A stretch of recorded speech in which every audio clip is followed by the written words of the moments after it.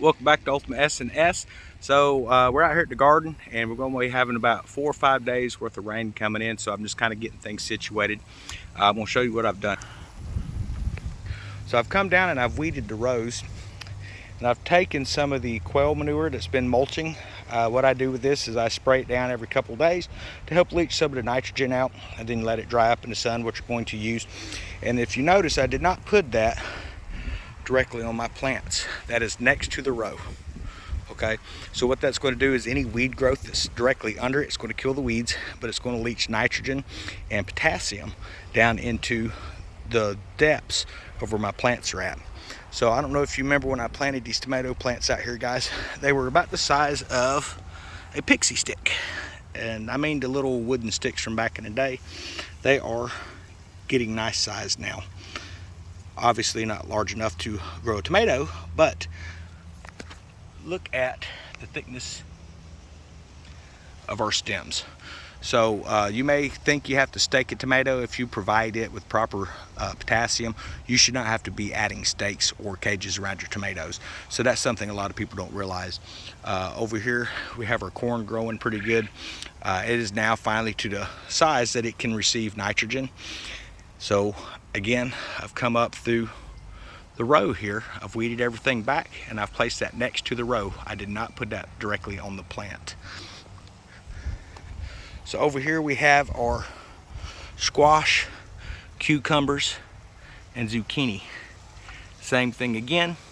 The older growth that I've got over here, I've placed the quail fertilizer mixture here that has some wood chips in it from pine, and it also has a little bit of straw. Place that next to the row, not directly on the plant, because you do not want to burn your plants.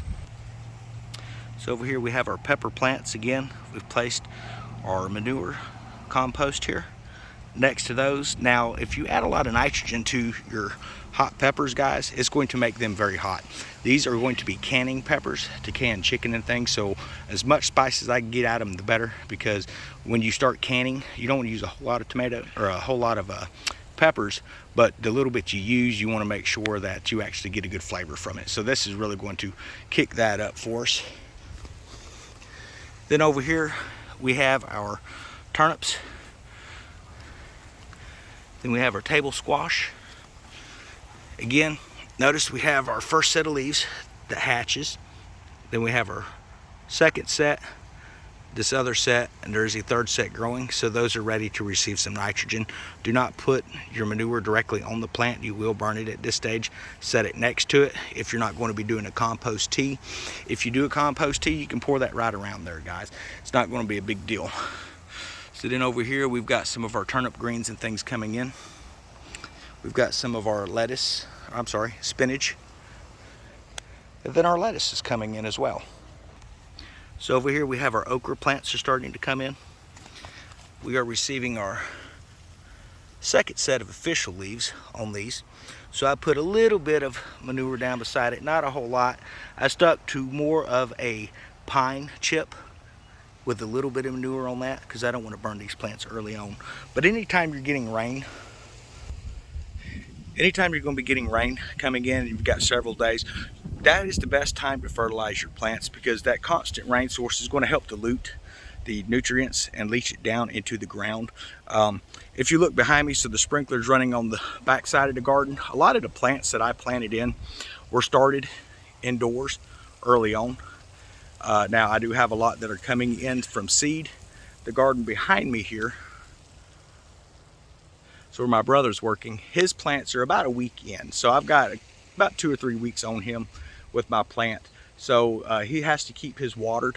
Now once your plants start getting a certain size, you want to cut back on the water. You can't overwater a garden. So these seedlings, probably after this big rainstorm, they're going to be looking pretty good, and we'll probably only have to water these once every other day for a while, and then maybe eventually get to once a week, depending on what our temperatures and stuff are doing, guys. But the reason you don't want to water them too much, you can get root rot. You can get what they call damp off, which is where the plant actually rots above the root.